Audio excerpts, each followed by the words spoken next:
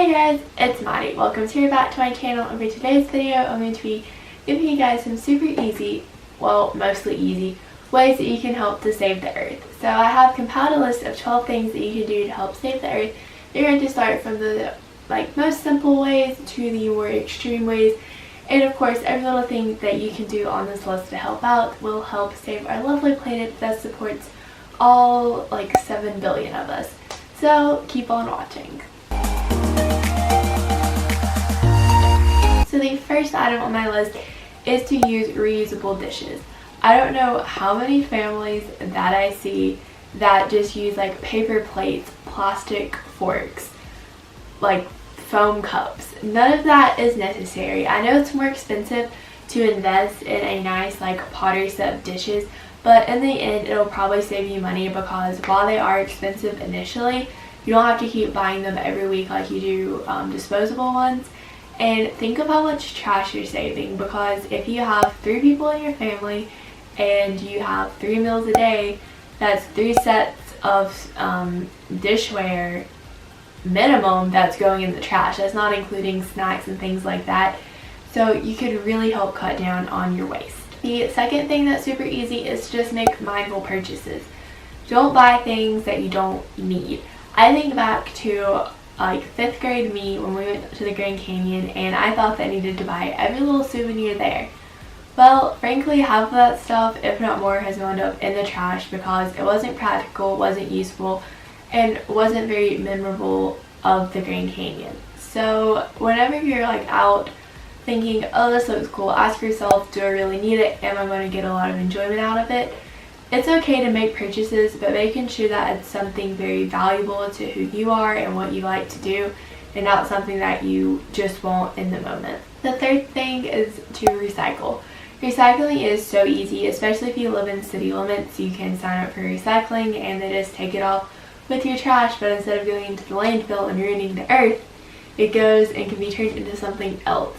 And my family does not live in an area where we can have recycling pickup, so we have a compactor and we sort our own recyclables and take them to a recycling center. So yes, it is a little bit of extra effort, but it's not that hard. It just takes a little bit of time to sort them, and we're saving the planet, so it's great. The fourth thing is to use reusable cups or water bottles. So when I say cups, I mean coffee cups, and of course water bottles. Don't use the flimsy plastic ones that you just throw away after you're done using them. These are so great. So not only is it saving you money because you can just fill it up wherever, you don't have to buy water, you are saving so much plastic that is completely unnecessary. And with coffee cups, again, a lot of places will even give you a discount if you use your own cup. And it's just unnecessary waste that is created by doing these things. So when you're reusing it, there's no waste. It's amazing. The fifth thing is not to buy bottled water.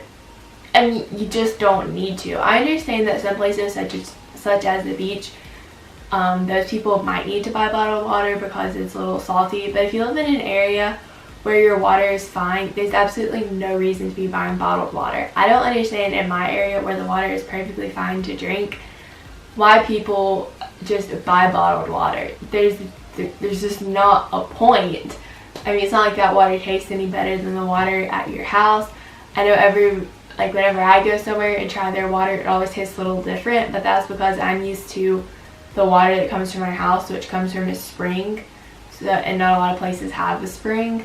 But if you're used to drinking town water isn't going to taste different at your friend's house or your grandma's house. So there's no reason to buy bottled water. There just isn't. The sixth thing is to donate and upcycle as much stuff as possible. So whenever you're cleaning out your house, closet, whatever it is, I would recommend just whatever you can that is suitable for another person to have. This shirt, if I wanted to get rid of it, which I don't, but there's nothing wrong with it.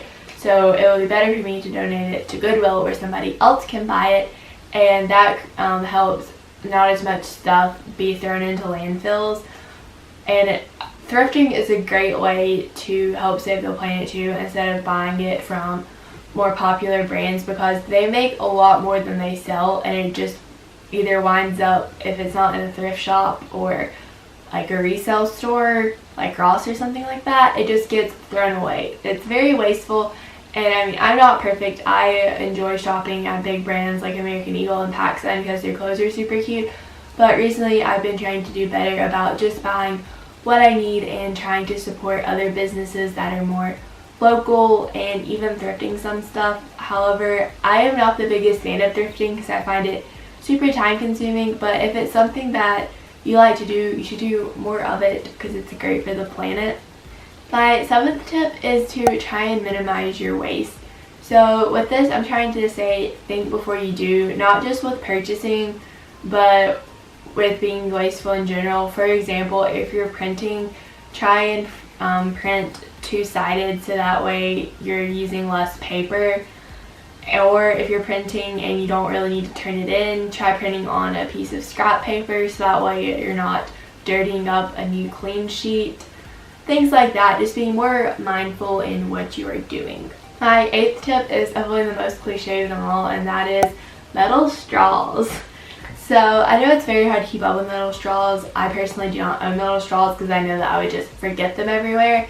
And frankly, if you take my 4th tip, which is reusable cups and water bottles, you won't really be needing metal straws because you're not going to get the plastic to start with. But if you're not really into carrying your cup around everywhere, then carry your straw around. I mean, saving a little plastic is better than no plastic. My 9th one is to conserve water, which I'm sure you guys have heard this a lot. But take shorter showers, don't keep the water on while you're brushing your teeth. Water is a renewable source, but it is important to not make the earth work as hard to renew it if you just don't use it in the first place. Because think of all the water that's just like going down your drain, not being used, but getting dirty because it's going down the drain when you're just brushing your teeth for 2 minutes. My 10th tip is to try and buy energy efficient products. So let's say your family is remodeling the kitchen. Try and spend a little extra to get energy efficient refrigerators, stoves, toasters, microwaves, whatever appliances you need to buy. This will save you money in the long run because your energy bill won't be as high, and those power plants won't be putting as much pollution into the air because they won't need to serve as much energy to your house.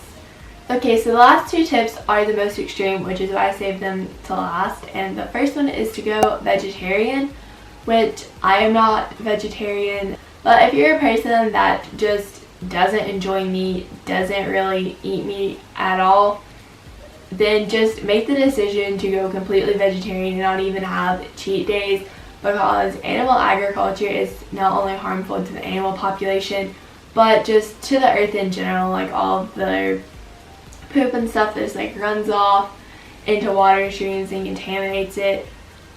So the less animal agriculture we have going on, the better. I'm not sure of all the full details, but my girl Pepper Jardine has an awesome YouTube channel about not just being vegetarian but vegan, which is my 12th one. So I will link her channel down below, and please go check her out. Her videos are super awesome and very helpful. She's having like a series coming out soon about how to get into veganism, so go give her some love.